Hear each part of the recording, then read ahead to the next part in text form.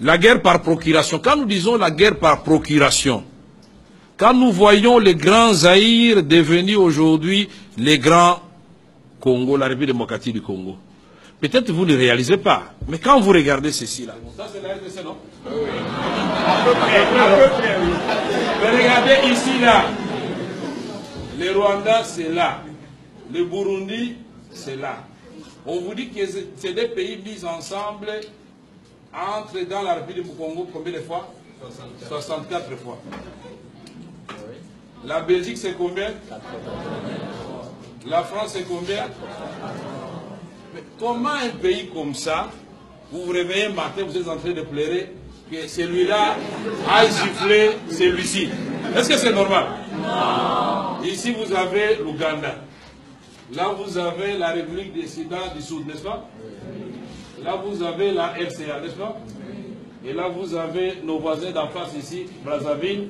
Et là vous avez quelque part l'Angola, Zambie et la Tanzanie, là, puisque la Zambie part d'ici. Mais ces pays avec 9 voisins.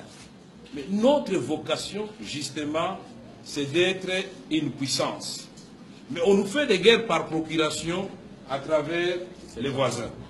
Les guerres par procuration à travers les multinationales. Pourquoi nous avons cessé d'être un État où les gens peuvent venir conclure des contrats et espérer, dans le cadre de ce qu'on appelle coopération gagnant-gagnant, encore que le mot, ce sont les multinationales qui l'ont inventé. Gagnant-gagnant, mais il faut ouvrir les yeux. Ça peut être toujours déséquilibré.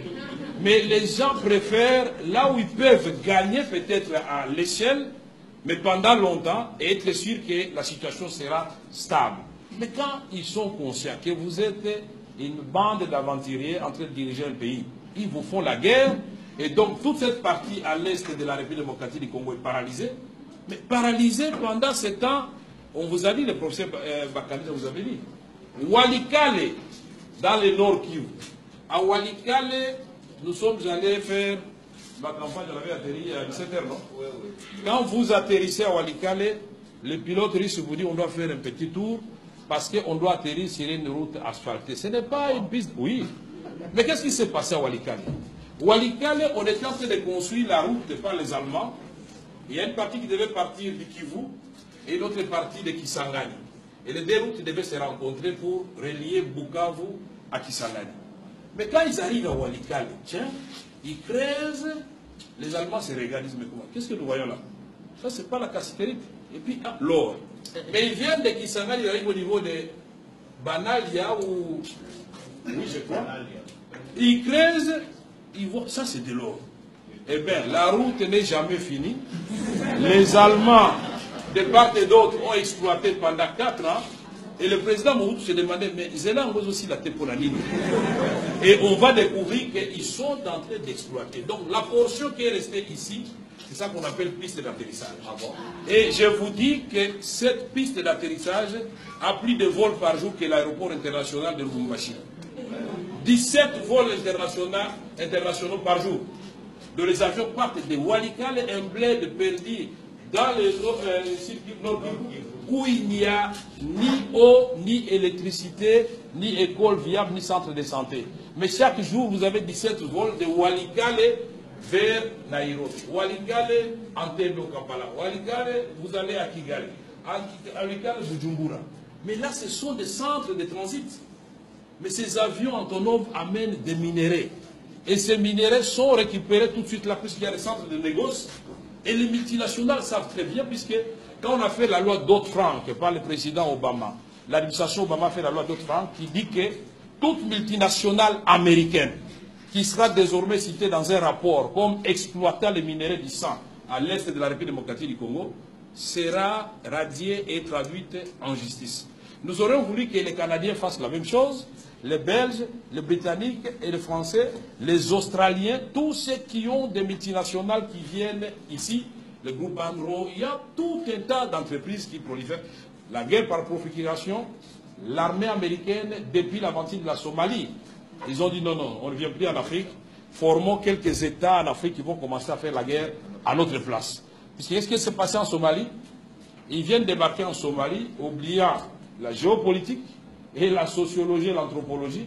Ils débarquent, il y a des groupes armés Mais quand ils descendent, on prend 3 Américains qu'on tue de façon brutale, mais tous ils sont terrorisés, ils regardent et la guerre a pris fin.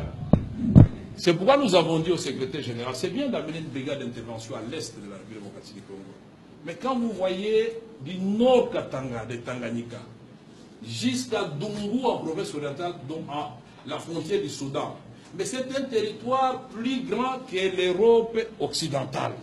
Mais comment pensez-vous que 3000 hommes vont se déployer ici et réussir là où 17 000 hommes, 18 000 hommes de la MONUSCO n'avaient pas réussi? C'est pourquoi il faut prendre des précautions. Parce que dans les temps, on avait eu Artemis dans l'Ituri avec la France. C'était des coupes chirurgicales. Pendant 3 mois, ils ont terminé le travail. Pourquoi? Parce que si le plan interne a créé un minimum de consensus, si le plan interne, on a localisé les chefs de bande et les chefs de groupes armés, on les a identifiés, mais si vous faites l'obstacle, on va vous arrêter. Et l'affaire est bien partie. Mais les M23 menacent les Nations Unies. On ne fait rien. Et alors, une autre aventurier va menacer et les gens continuent à mourir. Voilà ce que nous disons. Guerre par procuration, ça peut être les multinationales, ça peut être les pays voisins, malheureusement, aussi les Congolais. Et ils bombent les torses, ils disent « je suis un grand rebelle ». Mais vous n'êtes pas rebelle, monsieur. Vous êtes un pantin parce que utilisé par des pays étrangers pour déstabiliser votre propre pays. Ce sont des choses que nous devons bannir. Et les Congolais, malheureusement, pour accéder au pouvoir, ils sont prêts à tout. Y compris les pactes avec le diable, il va le faire, pourvu qu'il ait le pouvoir. Mais vous allez régner sur qui?